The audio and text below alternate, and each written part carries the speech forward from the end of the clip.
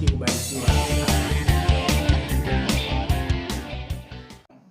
Hello, wakati huu tena, habari, karibu katika Maisha Bila Mipaka. Leo tungependa kuzungumza topiki inayohusu siri ya nidhamu ya kweli. Siri ya nidhamu ya kweli. Ningependa pia nikujulishe kwamba unaweza ukacomment, ukasubscribe katika chaneli hii hapo chini, toa maoni, toa chochote ambacho ulicho nacho. Unaweza ukashare siri ya nidhamu ya kweli ni nini. Kwa hiyo usiache kutoa maoni yako. Maoni yako yana mchango mkubwa katika chaneli hii na wengi wanaweza kujifunza kupitia hapo. Bila kupoteza muda, tupite kwenye vipengele vyetu. Ni kwa nini watu wengi wanafanikiwa hata bila vipaji vikubwa? Ni maswali ambayo unaweza kujiuliza. Lakini pia ni kwa nini watu wengi huanza kwa nguvu lakini huachia njiani? Alafu siri ya motisha ni nidhamu. Sawa? Kwa hiyo katika maswali utakuja kuona tutapitia siri ya nidhamu ya kweli ni nini, na wewe unaweza ukashare kwako ukaona ni namna gani siri ya nidhamu ni nini. Pia na wewe unaweza kutuambia katika kufanikiwa kwako hata kwa jambo dogo, siri yako ya nidhamu ya kweli ni ipi? Unaona wewe unaweza ukashare na sisi na mwingine anaweza kujifunza kupitia wewe kwenye comment hapo. Mimi nitatoa hinti zangu chache, alafu na wewe unaweza ukajazia za kwako kwenye comment, tukaenda pamoja. Nidhamu ya kufanya jambo hata usipojisikia. Nidhamu ya kufanya jambo hata usipojisikia. Hiyo ndio siri ya nidhamu ya kweli. Yaani unafanya jambo hata kama usipojisikia. Sio lazima usukumwe kwamba leo niko emotional nifanye jambo fulani, au leo niingie shambani, au leo niende nikafanye kazi kazini. Hapana.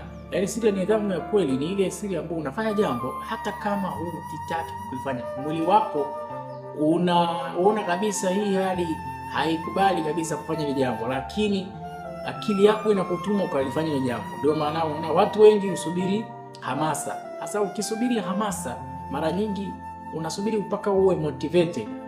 Maana yake ni kwamba utasubiri external force ije kukudrive wewe. Alafu mtu anakuambia twende tuamke leo, twende tukafanya kitu fulani. Hapana. Ni siri ya nidhamu ya kweli ni lazima ufanye jambo hata kama mwili wako hautaki, lakini akili yako inakusudia kufanya jambo. Ndio maana tunasema siri ya nidhamu ya kweli ni kufanya jambo hata kama hujalikusudia kufanya, au hata kama usipojisikia. Unaona? Lakini pia hamasa huja na kuondoka. Unaweza ukapata hamasa alafu pia ikaondoka. Kwa hiyo hamasa inaweza kuja na kuondoka. Lakini pia kwenye nidhamu ya kufanya jambo bila hata kama usijisikia. Nidhamu kufanya uendelee hata siku ambazo unajisikia kufanya chochote. Ndio maana unaona kwamba ukiwa na nidhamu ya kufanya jambo hata usijisikia, maana utawi kufanya chochote. Unaona hiyo ni point namba 1. Point namba 2, mafanikio hujengwa na tabia ndogo. Mafanikio hujengwa na tabia ndogo. Yaani tunasema huwezi kuwa na kitu kikubwa kama kitu kidogo. Nadhani niseme umeshasikia. Lakini kama utakuwa na nidhamu ndogo ndogo, hata ukipata kikubwa, kule ni umepata milioni, umepata majini, au umepata chochote kile, utaweza kumanage kama hutadili kitu kidogo kidogo. Na nadhani hapo ndio wewe ndio unakuja na kuanzia. Watamani upate milioni, unapata natamani upate utajiri mkubwa, lakini hata kitu kidogo ambacho unakipata 2,000, 1,000 unashindwa kumanage. Umekuwa unavujisha kila unakuja sana huko, maana kama unaweka hela huko tuziakiwa ufanye chochote kwa mara nyingi, unapata hela nyingi zinapotea. Kwa hiyo kama mtajenga na tabia ndogo ndogo au kitu kidogo kidogo, uweze kumiliki kitu kikubwa. Hata wewe ni shahidi, unasikiliza, lakini pia anataka na vitu vingine pia unaendeleza kidogo kidogo na viko very stable.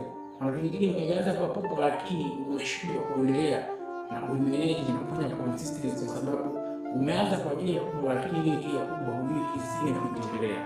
Spidi yake ni kugharimu kwako. Kwa kuamka mapema, hiyo ndio ndio hivyo. Kuamka mapema. Mapema kitu kama tunaona sometimes ndio kusema kwamba kuamka mapema na ile point ile sema asubuhi ndio sema kuamka mapema na ile point ile sema kwa watu wengi wanaonekana kwamba wanajisikia. Ni ile mtu unasikia kulala lakini unasema hapana, lazima niamke. Sio? Hizi za ahadi zako, sio muongo. Don't lie to yourself. Usikuwe muongo. Uongo mara nyingi kutokana na kujidanganya tu kwa kurudisha wengine na wanakuona na nini, lakini usiwe muongo binafsi. Kwa wewe binafsi usiwe muongo. Pia kuza muda, nadhani ndio kuza muda, check the time, kuza muda. Pia katika ile point ya mafanikio wewe bila kutangalia ndogo, usema kila siku. Na hiyo kwa wengi watasoma na kwa wengine pia hawapendi kusoma. Lakini pia unaweza kujifunza kupitia kwa wengine, unaweza kupitia video zingine zikawa zinaelekeza. Kuna mwingine hawezi kusoma, lakini akipitia video hii anaweza akasikiliza, akaona ile pointi za nini kufanya, au akaproject kwenye sehemu yote ukaona, lakini pia napo kaelewa. Si ndio? Kwa mambo kama haya yanaonekana ni madogo, lakini hujenga maisha makubwa. Kwa hiyo ndio siri ya nidhamu ya kweli. Siri ya nidhamu ya kweli. Pointi namba 3 ni nidhamu ya kujifunza kusema hapana. Tumezungumza tena kwenye pointi nyingine na topic nyingine tulikuwa tumezungumza hapo za kwenye video iliyopita kwamba jifunze kusema nidhamu ya kusema hapana. Hapana kwa uvivu, hapana kwa visingizio, hapana kwa mambo yasiyo au yanayoweza kupoteza muda. Hivyo ni vitu ambavyo vitakusaidia wewe kusema kwamba hapa it is enough. It is enough. Kwa hiyo kila hapana unayosema leo inaweza kuwa na mafanikio yako ya kesho.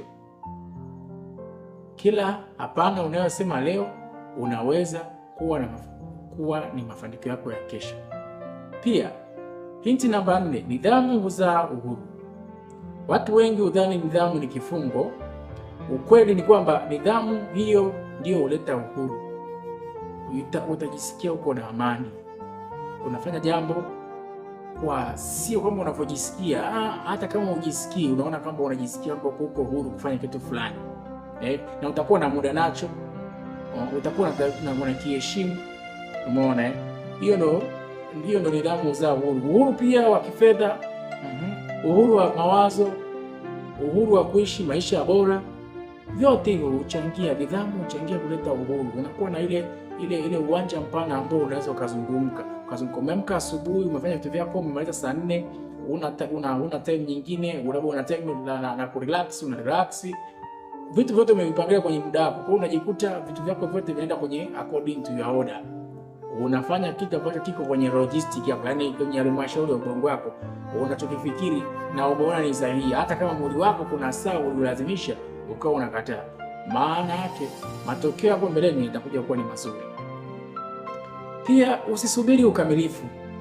Anza kidogo, endelea kidogo, usikate tamaa hata kama utakosea. Usisubiri ukamilifu. Leo umefanya jambo lako dogo hilo utakwani unafanya kazi yote ya upambanaji dogo hicho, lakini umekifanya kwa 20%, kesho utakuja utapush it high kwa 40%, utapush tena it high kwa 60% na kuendelea. Mwisho siku itakuwa 100%. Mwisho wa siku utakuwa umefika kwenye lengo, na lengo moja uzaa lengo lingine, hatimaye katika ile maisha ambayo ulikuwa umekusudia kuyafanya. Kwa hiyo usisubiri ukamilifu. Ukiona mtu anakuambia mbona unafanya jambo hujakamilisha, asikusumbue. Mara nyingi watu ambao wanafanya kitu kwa project na kwa hatua huwa hawawezi kufanya kazi kwa mara moja na kumaliza vitu vyote. Kwa hiyo anza kidogo, itakusaidia, utafanya vitu vikubwa. Kwa hiyo nidhamu si kutokukosea. Nidhamu ni kurudi tena na baada ya kukosea. Yaani ni vizuri nidhamu ni kurudi tena baada ya kukosea. Kwa hiyo sio lazima tu kwamba utakosea, hapana. Unaweza ukaanza mara kwanza Umeanza kufanya jambo fulani, ukaanza kwa nidhamu ndogo, lakini baadaye utaona unajisukuma, mwisho wa siku unatoka hapo. Kwa hiyo somo kuu la leo ni watu wengi wanatafuta siri ya mafanikio, lakini siri hiyo mara nyingi ni nidhamu ya kila siku. Mfano mzuri wa hata wachezaji wa mpira, usipokuwa unafanya mazoezi consistency na usipokuwa unafanya mazoezi kwa bidii pasipo kusukumwa na kocha, yani haiwezekani kwamba wewe ni mchezaji alafu unasukumwa kwamba kwenda kufanya mazoezi. Hapana, lazima ujisikie mwenyewe kwamba leo asubuhi timetable yangu inasema kwamba nimeenda kufanya mazoezi. Kwa hiyo itakusaidia wewe kuweka mkazo na juhudi kidogo kidogo, kwa sababu utaanza kupenda ile kazi unayoifanya. Kwa hiyo hitimisho, usisubiri siku nzuri, usisubiri hamasa. Anza leo kwa kile ulichonacho. Anza leo kwa kile ulichonacho. Pia hatua ndogo za kila siku zinaweza kubadilisha maisha yako kabisa. Hatua ndogo ya kila siku zinaweza kubadilisha maisha yako ya kila siku. Hicho ndicho ambacho tunapenda kuwashirikisha vijana, kwamba hatua ndogo ndogo huzaa kikubwa. Hata ukizungumza, ukiangalia wale kitangulia, wazee wetu waliofanikiwa wote, of course patana wale ambao wanasema kwamba wametoka kwenye mambo fulani ambayo wametoka kwenye mambo ya kishirikina, wamefanya sio bora, lakini mafanikio thabiti ya kweli.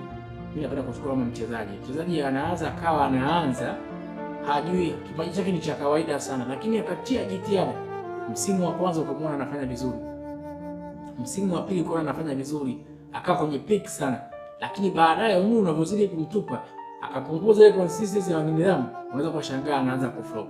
Hiyo ni kawaida ya mafanikio, na unaenda kwenye peak alafu unarudi kwenye down. Kwa hiyo inawezekana huko kwenye down, lakini you can stand up, unaweza ukaamka tena, you can stand up na ukaamka tena vizuri.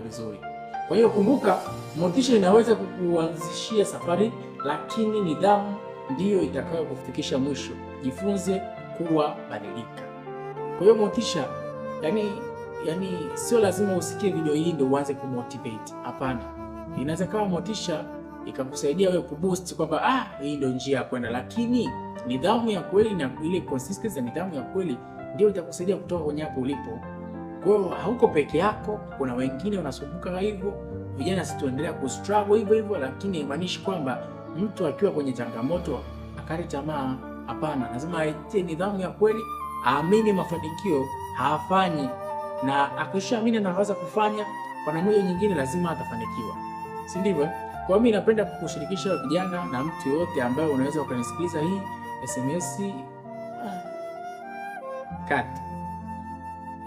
Kwa hiyo mimi napenda kukushirikisha mawazo kama haya ya kwangu madogo. Pili nao unaweza kuwa na mawazo yako, siri ya nidhamu ya kweli ni nini? Unaweza ukashare na sisi hapo chini, tukapata mtazamo wako. Toa maoni yoyote, usiache kusubscribe kwenye account hii na channel hii. Tutakuwa tena kwenye kipindi kingine kijacho tena. Asanteni na mzidi kubarikiwa. Asante.